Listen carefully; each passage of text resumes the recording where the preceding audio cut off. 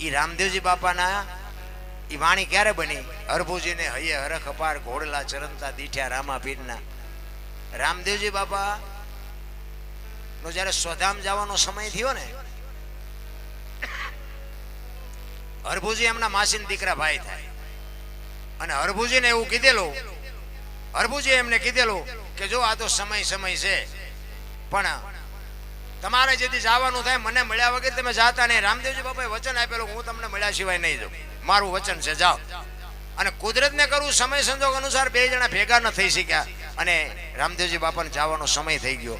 એટલે રામદેવજી બાપાએ પોતાનું કુટુંબ ભેળું કરી અને આખા કુટુંબને ભેળા કરીને કહે છે કે મારે તમને એક વાત કરવી છે, કે મારો સમય થઈ ગયો અને મારી તૈયારી કરો. પણ બીજી વાત એ કે મારી સમાધિ લેવાઈ ગયા પછી દુનિયામાં કોઈ બી એક ઈશ્વર કદાચ આવે, બ્રહ્મા વિષ્ણુ મહેશ આવે અને એમ કે આ સમાધિ ખોલવી છે, તોય ન માનતા. હું તમને આ પ્રત્યક્ષ કહું છું, સમાધિની કોઈ વાત કરે તો કોઈ ખોલતા નહીં.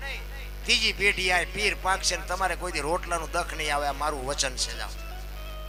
તૈયારી કરી, બધાએ સહમત થયા, સમાધિ અપાઈ ગઈ. અને આ વાત ઉડતી બાપુ હરભુજીના કાને પડી. હરભુજી માનતા નથી કે બને જ નહીં, એ તો વચનનો સિદ્ધ પુરુષ છે, મહાપુરુષ છે, મને કીધું છે મળ્યા સિવાય જઈશ નહીં, અને મને મળ્યો નથી ને જઈ કેવી રીતે હકે? કે પણ જા, 3 દી થયા, 3.5 દી થયા, પડદે થયા એને 3.5 દિવસ થયા. હરભુજી અમે ન્યા જ હતા. ઈ કે એ બધી વાત હાજી, પણ ઈ કે હું અહીંયા જઉં અને પછી અહીંયા પાકું કરું પછી વાત. ત્યાંથી બાપુ ઘોડા ઉપર ચડે અને પોકરણગઢ આવે અને સીમાડે આવે, અને રામદેવજી બાપા બેઠા છે અને ઘોડા ચરે છે. અહીંયા બાપુ આ બાપુ હરભુજીએ વાણી કરેલી કે હરભુજીને હૈયે હરખ અપાર ઘોડલા ચરંતા દીઠા રામા પીરના. અને હરભુજી કહે છે, એમને હરખ માતો નથી. દુનિયા કહે છે કે રામદેવજી બાપા પડદે થઈ ગયા, અને આ બેઠા રામદેવજી. આ શું દુનિયા વાતું કરે છે? હેઠે ઉતરી બે ભાઈ પહાડ ભેટ્યા અને પછી કહે છે કે મેં તો આવી વાત સાંભળી હતી. રામદેવજી બાપાએ વાતનો ગોળો ટોળો કરીને કહ્યું, ભાઈ આ તો જગત છે, ગમે એ બોલે. બે આપણે ઘણા ટાઈમથી કહુંબો નથી પીધો, કહુંબો બનાય કહુંબો પી. હેતે ને પ્રીતે ભાઈઓ દોનું ભેટિયા દીદી કરી કહુંબા તણી મનવાર. હરભુજીને હૈયે હરખ અપાર અહીંયા કહુંબો પીધો. અને પછી રામદેવજી બાપા હરભુજીને રતન કટોરો, અમલની ડાબલી, વીર ગેડીઓ અને અંચળો, આ 4 વસ્તુ સમાધિમાં મૂકેલી ઈ હરભુજીને આપે છે. અને હરભુજીને કહે છે હવે તમે ગામમાં જાઓ, હું જાઉં ઘોડો ખેલવવા. અને હરભુજી અહીં ગામમાં આવે, ચોરે આખો ડાયરો બાપુ શોકગ્રસ્ત બેઠો છે, અને બગાડ ધાટ કરતો ઘોડો આવતો હતો, અને આખો ડાયરો વિચાર કરે ભાઈ જો ભાઈ વિયોગ્યો ના ઘોડા ઉપર બેહીને આવે અને શરમ નહીં આવતી હોય. એટલે અહીંયા આવીને કહે છે કે શું બધા બેઠા છો? એ કે શું ભલામણ વાત કરે છે? રામદેવજી બાપા પડદે થઈ ગયા, 3 દી 3.5 દી થઈ ગયા. હરભુજી કે પણ મને અત્યારે સીમાડે ભેગા થયા, હું તમે ગાંડા જેવી વાત કરો છો? એ કે આખું ગામ ખોટું તું હાચો. અને પછી આ રતન કટોરો, અમલની ડાબલી, વીર ગેડીઓ આ બધું દેખાડ્યું, અને આમને શંકા જાગી. સમાધિમાં મૂકેલી વસ્તુ હતી, અને આમને એમ થયું કે આપણે સમાધિ દઈને આવતા રહ્યા પછી માથું મારી નીકળી ગયેલા, હાલો કે ખોદવું જોવું છે. એ બધા ગયા ન્યા અને ખોદવાની તૈયારી કરીને ત્યાં આકાશવાણી થયો, એ કાબાઓ મેં તમને હું કીધું હતું, તોય તમે મારી વાત ઉપર ભરોસો ન રાખ્યો. હવે હું જઉં છું કચ્છ, કાઠિયાવાડ ને સૌરાષ્ટ્રમાં બાપુ પહેલું પીરાણું આપણું ગેબીનાથ ને પાળિયાદ. અને આજ બાપુ એવું એક ગામ નહીં હોય આપણું કે રામદેવજી બાપાનું મંદિર ન હોય, રામદેવજી બાપાનો નેજો ન હોય, રામદેવજી બાપાનું મંડળ ન હોય. બાપુ ગામો ગામ અને ન્યા છે ને બાપુ નકરી રેતી ઉડે છે, ન જોઈ આવે જોઈ આવજો.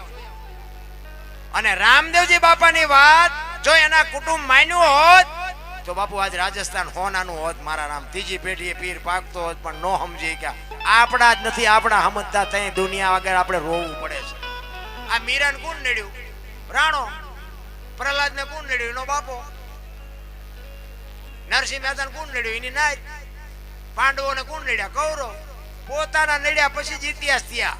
આપણા નડે ને પછી રોદડા નો રોવા, સમજી લેવાનું. ઠાકર તરાજવે આવ્યો હોય તો જ આપણને નડે, ને બહાર ગામના આપણને ઓળખે ને ગામના નો ઓળખે. અને આપણા જ આપણું લોહી પીવે છે. કે હું તો એમ કહું છું કે મા બાપની સેવા કરો, વ્યસનથી થોડાક આઘાઈ રહ્યો, અને થોડુંક ભગવાને આપ્યું હોય ને તો કોઈ ગરીબ માણસને કંઈક દાન કરો, થોડું ઘણું આપો, બસ. બીજું કંઈ કરવાની જરૂર નથી. બધું ઈશ્વર ગાડું હાંકશે. આપણે બહુ ઠેકડા મારવાની જરૂર નથી. મેં મારી લીધા એટલે હું કહું છું કે એમાં કઈ હવા જ નથી. અને જો હજી મારતો હોત ને તો કાં માઇલપા હોત ને કાં ઉપર હોત, આ ન હોત. હવા જ નથી. આ રામાયણ ને મહાભારત છે ને બાપુ, બે મહાપુરુષો બનાવ્યા છે.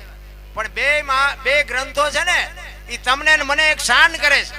દીકરા કેવા હોય, ભાઈઓ કેવા હોય, પત્ની કેવી હોય, દીકરી કેવી હોય, મા બાપ કેવા હોય, એ કે જોવું હોય તો રામાયણમાં જોવો, અને રડેલું ન ખાવું હોય મહાભારતમાં જોવો. એટલે બધા ઠેકી ઠેકી નીમાં જ પડે છે. નથી દેવું, નથી દેવું. અત્યારે બધું એવું નથી દેવું. એટલે એમ નો હાલે, નથી દેવું. ભલા મને તું ત્યાં જ લઈને આવ્યો. કૃષ્ણ પરમાત્માએ દુર્યોધનને આ જ વાત કરી હતી કે 5 ગામ તો દે, 5 ભાઈને આમને શું ખાવું. ઈ કે હોરા નાકા ને અણી જેટલું નથી દેવું, કે બાજવું પડશે, કે બાજવું છે પણ દેવું નથી. ઈ બાજી આલ્યો, શું કાઢ્યું? ભલે જીત્યા ને મારી નાખ્યા ને હસ્તિનાપુરની ગાદી લઈ લીધી. કૃષ્ણ પરમાત્મા એના ભેગા હતા, પણ એ હવાજ કેવો લાગ્યો? આ કાકા ને બાપા ને ભાઈઓ ને મારીને હવે આ ગાદી આપણે ભોગવવાની. હાલો ઈ કે હેમાળે હાડ ગાળો.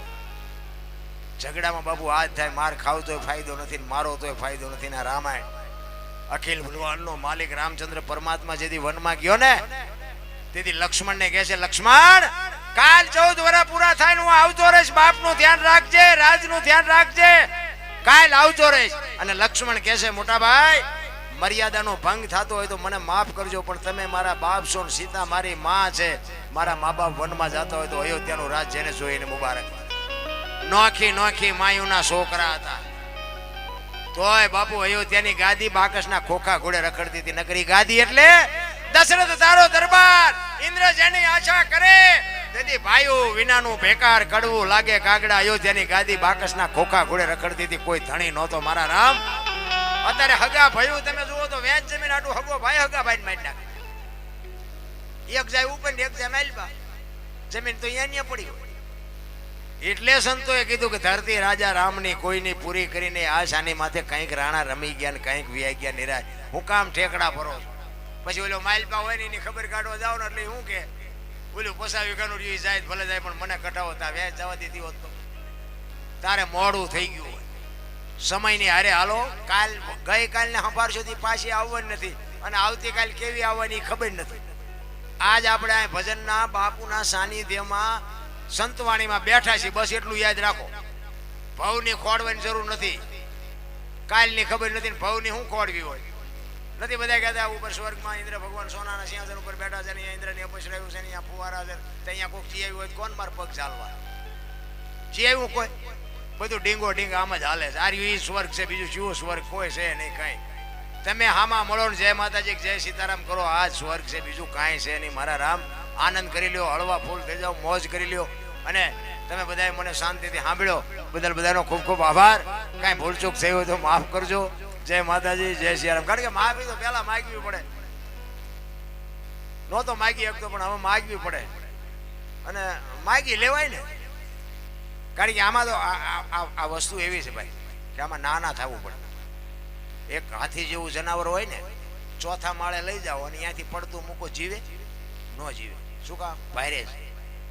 કીડીને મકોડાને ઈયળને 10 મળે ઘા કરો ને તોય ન મરે. શું કામ? નાના થઈ જાવ ન મરો. પણ નાનું થવું જ નથી, બધા આમ જ કરે, બાયું ચડાવે. બોલો તમે જો અમે ક્યાંક ક્યાંક પ્રોગ્રામમાં જઈએ ને, આખો સ્ટેજ અમે આવ્યા ત્યાં ભરી ગયો. આપણે તમે ગાવ છો તો કે ના, મંજીરું આવડે કે ના, તબલું આવડે કે ના, તો પણ તો અમને બે આવવા દો. અને અમારે આમ બે આવવું પડે. પછી ગામના કોઈ આયોજક હોય ને એમ કે ભાઈ અમારા જાંબુથી બાપુ આવ્યા છે, થોડાક આગા બે હોય, તમને આ બાપુને બે આવવા દે. ભાઈ બાપુને બે થોડાક ખેડે. પછી સરપંચ આવે કે સરપંચ છે મારે ગામનો, થોડોક આગા બે. એમ કરતા જોડામ કાઢે. આદરા જોડામ બેઠા હોય, કોઈ કે આખો બેસે, પણ જોડામ બે આવવું જ નથી. એટલા માટે બાપુ દાસી જીવનને 18માં ગુરુ મળ્યા ને ભીમ મળ્યા ને ભ્રમણા ભાંગી, એમ બાપુ પતે એવું નથી. કારણ કે દાસી જીવન એટલા બધા જ્ઞાની, એટલા બધા સત્સંગી, જ્યાં જાય અહીંયા ભજનમાં બાપુ બધાને એમ કે કોઈને કાંઈ પણ પ્રશ્ન મૂંઝવતો હોય તો મને કહેજો, હું તમારી શંકાનું સમાધાન કરી દઈશ. આ વાત ઉડતી ભીમ સાહેબના કાને પડી. કોકે કીધું કે રે બાપુ અહીંના ફલાણા ગામનો એક દાસી જીવન કરીને છે, અને એવો ભગત, તમે ગમે સવાલ પૂછો ને કોઈ પણ પ્રશ્ન એનો તમને જવાબ આપે. તો કે એમ? તો કે હા. તો કે આનકોર ક્યાંક ભજનનો પ્રોગ્રામ જ કહેજો, મારે આવવું છે ને સાંભળવા. અને ઈ જ ગામમાં પ્રોગ્રામ. અને કોકે કીધું ભીમ સાહેબને કે બાપુ અહીંયા જીવણ સાહેબનો પ્રોગ્રામ છે, તમારે આવવું છે? તો કે હા હા રે, મારે તો કીધું ની ઈચ્છા હતી સાંભળવાની.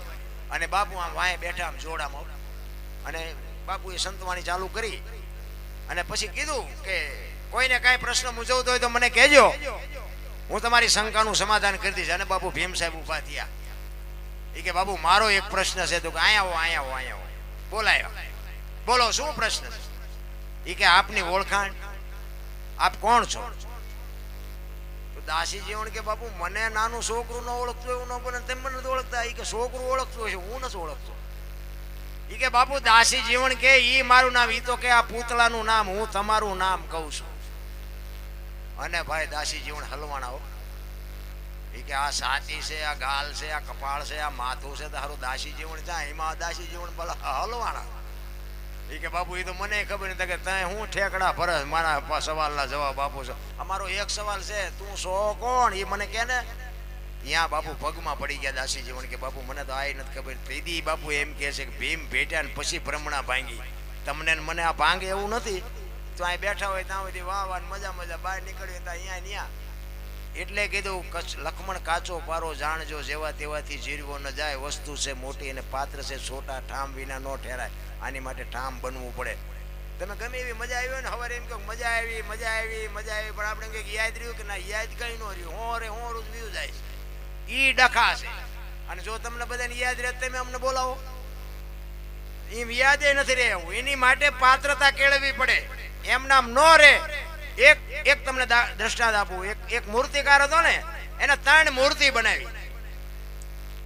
3 મૂર્તિ બનાવી. અને પહેલાના સમયમાં બાપુ એવું હતું કે કોઈ મૂર્તિ બનાવે, કોઈ સારું ભરત કામ કરે, કોઈ સારી મોજડી બનાવે તો એ રાજમાં દેવા જાય. રાજા રજવાડા હતા ને, કે મારી કલાની કિંમત ત્યાં રાજ મને આપે, બાકી માણા નો કિંમત ચૂકવી શકે. એક મૂર્તિકાર હતો, એને 3 મૂર્તિ બનાવી અને 3 મૂર્તિ લઈ અને એક રાજમાં આવે. એ રાજમાં આવી અને 3 મૂર્તિ આમ મૂકી અને બાપુને કહે છે કે બાપુ આ તમારા રાજમાં શોભે એવી છે એટલે હું આ તમારા રાજમાં લાવ્યો છું. તો કે એ તો બરોબર છે, પણ આની કિંમત શું? એટલે ઓલાએ કીધું કે આના 10 રૂપિયા, આના 100 રૂપિયા, આના 1000 રૂપિયા. બાપુ કે મૂર્તિ તો આની 3 હરખી જ છે. કે બાપુ હરખી છે, બા તમારા બધા રોટલા મફતના કુટાશ પૂછો તો આમાં કઈ ખબર પડતી હોય. એક જ હરખી બાપુ, લંબાઈ, ઊંચાઈ, ડિઝાઇન, કલર, વજન એક હરખી. 3 મૂર્તિ. અને કે એકના 10, એકના 100 ને એકના 1000. એ કે પણ હારું આમાં કઈ બૂਝ તો પડતી નથી.